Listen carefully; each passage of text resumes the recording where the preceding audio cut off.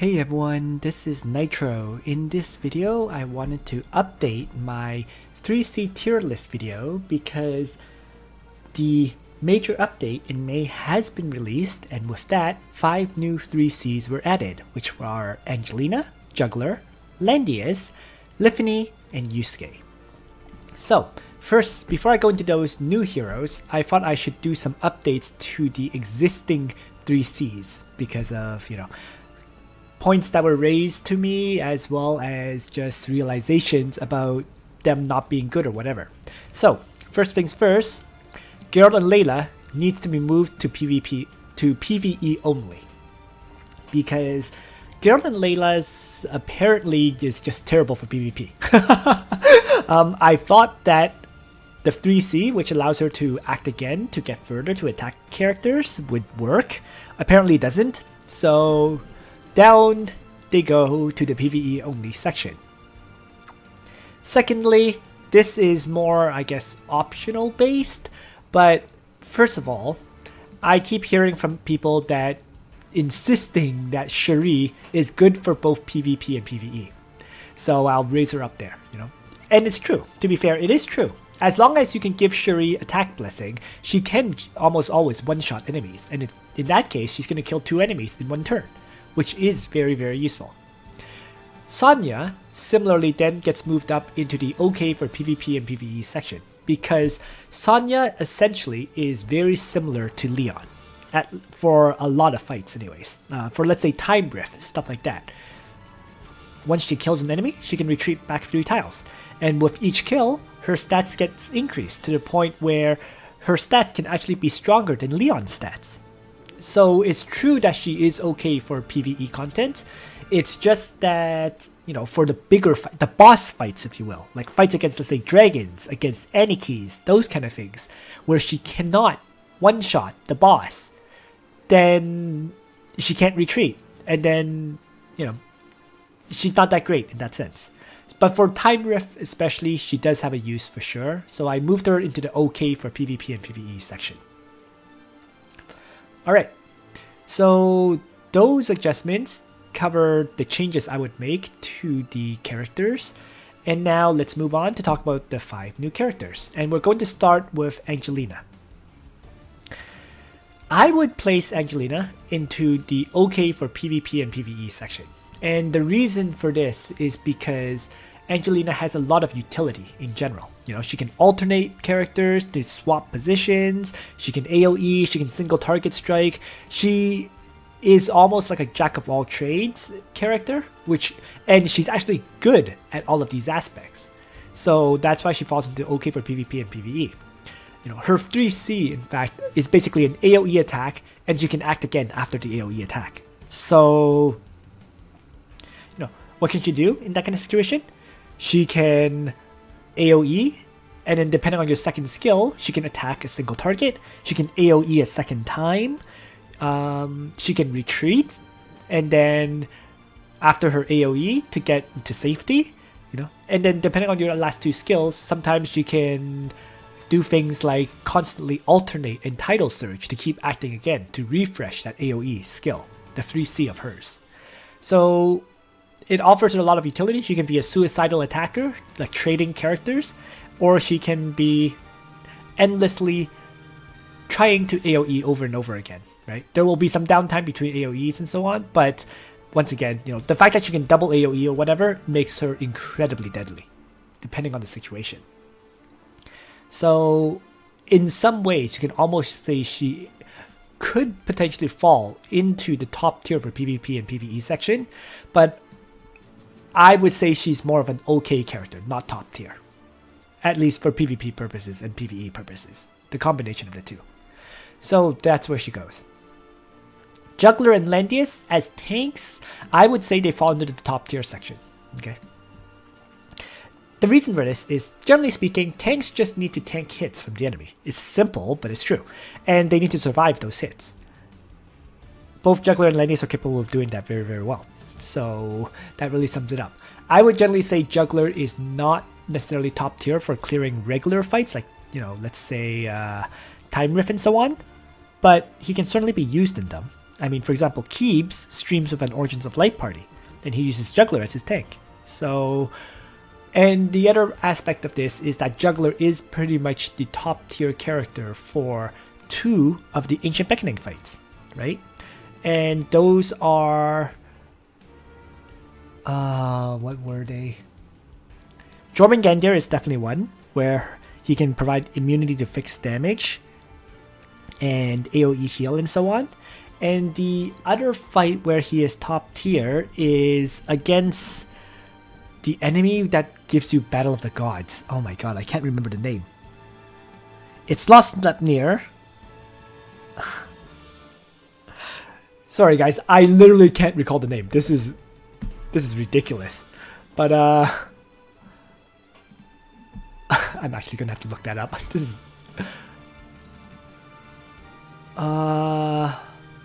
Fenrir, that was it. Fenrir, the wolf, of course. So yes, in Fenrir, Jugler is great because he can apply mass debuffs on the enemy, right? Hellhounds, Battle Cry, that kind of stuff. So that you can trigger the power of the gods. So that's why, even though he may not necessarily be the best for Time Rift and so on, he is absolutely top tier for Ancient Beckoning, and that gets him in the top position. Next, then, we're going to cover Liffany. And Liffany, her 3C suddenly makes her okay for both PvP and PvE. Okay. You're going to need her exclusive accessory, and you're going to need to have her basically with full class mastery, right? Which is 3 runestones. Even her side branch is required because the side branch gives her aim as a skill. But if you have a fully built Liffany like that, she can move 3, aim up to move 2 more, toss out a skill at the enemy, then retreat 2 tiles from her exclusive accessory. So she's a 5 mobility mage who can launch out a bunch of different AoEs, including her 3C, and then retreat 2 tiles afterwards, which makes her very, very usable for PvP. One of the AoEs she can launch out is Acid Burns, which prevents enemies from healing, right? Yes, the enemy can, dispel it, but that's a turn where there's wasting dispelling, which can allow you to keep them damaged from Liffany's AoE for easy kills. There are counters, of course, assassins in particular can assassinate her, and similarly, being immune to that effect, like Gospel, like certain buffs can make it useless. So, but her 3C is pretty darn deadly, and as a result, she falls under the okay for PvP and PvE category. And then finally, last but not least, will be Yusuke. So, my personal opinion is Yusuke, because he has to trigger his, his upgraded state, and then that upgraded state only lasts for certain turns before wearing off, I really can't place him in a good for PvE category, right? Because he always has downtime. He's not like other characters that can endlessly attack. He keeps having to re-trigger or reactivate his Magin state, and then launch his attacks and so on. So because there's that downtime turn every so often, I would place him in the good for PvP only category. Of course, the other thing to consider is technically if you do have a faction buff for Yusuke, he could bring 2 single target strikes along with along with his unique form. And then in that sense, he could, assuming he can kill an enemy every turn, he can keep rotating between those 2 attack skills and keep killing enemies, right? And that's at 3 range. So by attack skills, I mean him bringing Spirit Gun and Dark Tinker, because both of them, we get their cooldown reduced to 1 as long as you kill off a target. But once again, it's awkward. It's just, compared to characters like Leon, like Cherie, like other characters who can always one-shot enemies and still keep attacking every single turn, there's a big difference, right? So overall, I would say Yusuke falls under the good for PvP only category. Usable for PvE, but I won't say good. Okay, so those are the 5 new 3Cs. And yeah, so thanks for watching, everyone. I'm going to do some videos at this point of the 3Cs in action for you guys to see. So I'll just cover some battle examples where you can see these new 3Cs being used, and how they work. Most of these battles, though, all of these battles, of course, will be focused on PvP rather than PvE content. But yeah. So thanks for watching, everyone. I hope you found this video useful to you.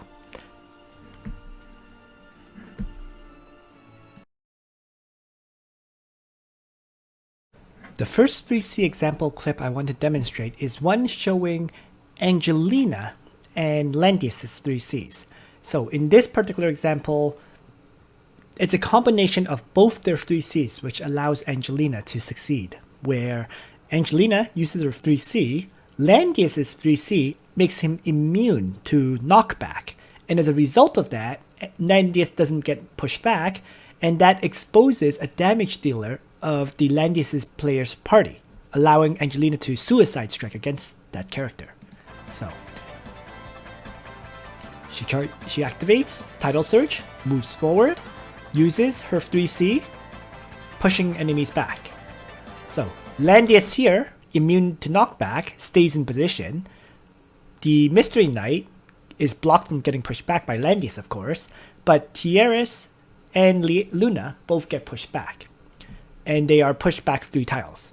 So with that pushback, Angelina can then charge forward and finish off either character. And here, Angelina chose to finish off the enemy Luna, in large part because player 2 had 2 healers, Tierlist as well as Liana.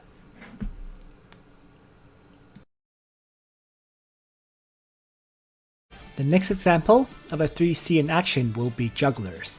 And here, this example will show how Juggler's 3C, which allows Juggler to teleport forward 3 tiles and then hit the enemies with Master of Ice after activating Triton and Great Dragon Barrier effects, can be overwhelmingly powerful.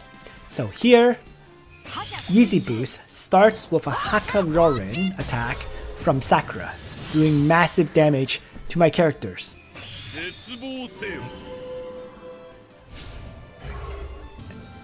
Right after that, he follows up with Juggler using Sacred Beast Hymn, the new Juggler 3C, forward, and Master of Ice kills off 2 characters, and because of the heal reversal effect from Sakura, Elwyn dies as well. So basically, the double AoE took out 3 of my party members, instantly losing me the fight. Were there counters to this? Of course. I really shouldn't have moved that far forward initially. I was supposed to stay back out of range initially and then gospel up my Juggler so that he could not be applied heal reversal. But because I moved too far forward, that ended up happening, and it basically cost me the fight. So it was I guess a very, very careless mistake which lost me the match. But nonetheless, more power to Yeezy Boost for having that deadly combination that can instantly wipe out an enemy team, right? In 2 turns.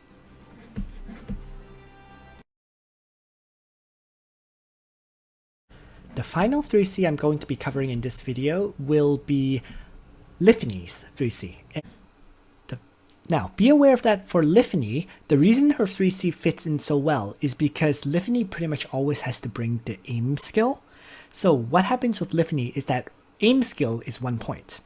Her 3C is 3 more points, adding up to 4, and then her final 2-point skill will almost always be Acid Burn, which can apply cannot be healed debuff on the enemies. And Acid Burn is actually her main bread and butter damage dealer, whereas her 3C is more of a secondary impact effect, which can be used to force the enemies to group up so that your future AoE attacks can hit all the enemies very easily. In addition, it does reasonable damage, and finally, that 3C will also apply that ticking time bomb effect on the enemies, right? So that the enemy character that you apply it on, if it's a tank, the other characters may have to be moving out of the tank's range. If it's not a tank, such as let's say a damage dealer, that character is also forced to move out of the tank's guard range, or else fixed damage hits will affect everyone in close range to the bomb character. This particular battle doesn't take advantage of the time bomb effect of Liffany's 3C, in large part because the enemy team is wiped out before you even need it. In this example, what you see is an AoE assault team which consists of Lana, Rene, and Liffany, right? To support it, there's going to be Luna, who will obviously bring Wind God Realm, and also Tierlist is brought as she can help cast her Sea of Miracles skill, Gospel characters, as well as single target strike. So let's begin this example now. And what happens is, with this AoE attack team, the player triggers Luna initially, and Wind God Realm and Faction Buff, so enabling all the other characters to move in for the assault. Player 2 initially hangs back, but with Liffany charging forward and using aim, she can start the battle off with an acid burn. So it's an AoE strike, applies cannot be healed on all the enemies, and actually she activated clocks as well. So the enemy tries to counter a bit with Rene's 3C, pushing back the characters and doing some debuffs, right? Here, Tierlist uses her Gospel skill on Rene, the only character not faction buffed by Luna. And now, Rene charges forward and uses her 3C, or uses, not her 3C, she uses her line attack, right? Basically mass debuffing the two enemy characters, Rene and Zerda. So, a solid AoE damage start for player 1. Enemy is dramatically weakened already. Now Rene charges forward again, uses her 3C, kills off a character, and knocks back the rest. Right? So now player 2 is down to 4 characters. Player 2 tries to remove the silencing on the Summon Sky Archer, but it didn't work. And now Tierlist charges in, uses Sea of Miracles, gets to act again, and with a single target strike, kills off the enemy Jugler. Now player 2 only has 3 characters, and only Zerda for dealing damage. Liffany now charges forward again, activates aim, and launches out her 3C skill. Grouping up the enemies again, and also applying a time bomb effect on the enemy Sky Archer. Now Lana jumps into the fray, tosses out Black Hole, and the enemies are even further debuffed in damage. And Luna is now also moving up to be in range to assault the enemy team. At this point, player 2 just surrenders. So to conclude this video, what we just saw was Liffany joins an AoE attack team very successfully to allow a player to rapidly assault the enemy and crush them with AoE strikes, right? Her acid burn is especially useful in such a team, but her 3C as well can force the enemy to get grouped up, while at the same time potentially forcing the enemy to spread out and be unable to be guarded by their tank, for example, or have a character stay in a tank's guard range due to that bomb effect. So Liffany, in other words, can be amazing now that she has access to her 3C. Since she is always going to bring aim as one of her skills, the 3C will slot in very well, and her last skill should usually be acid burn, which applies cannot be healed on these enemies. Now, that was the final 3C I want to cover, because Yusuke's 3C is just almost too generic. The skill is essentially the exact same as Spirit Gun, so there is no reason at all to talk about that skill, right? The only difference between Spirit Gun and Yusuke's 3C, Dark Tinker, is that the Dark Tinker can apply, it cannot be healed debuff on the enemy for 2 turns that cannot be dispelled, if Yusuke fails to kill that target. Right? Keep in mind though that skills that can give you immunity to that effect will make it so that the character doesn't get that effect in the first place. So for example, skills like Gospel are great against it. And that's everything I wanted to say. So thanks for watching, everyone. I hope you found this video useful to you. Nitro out.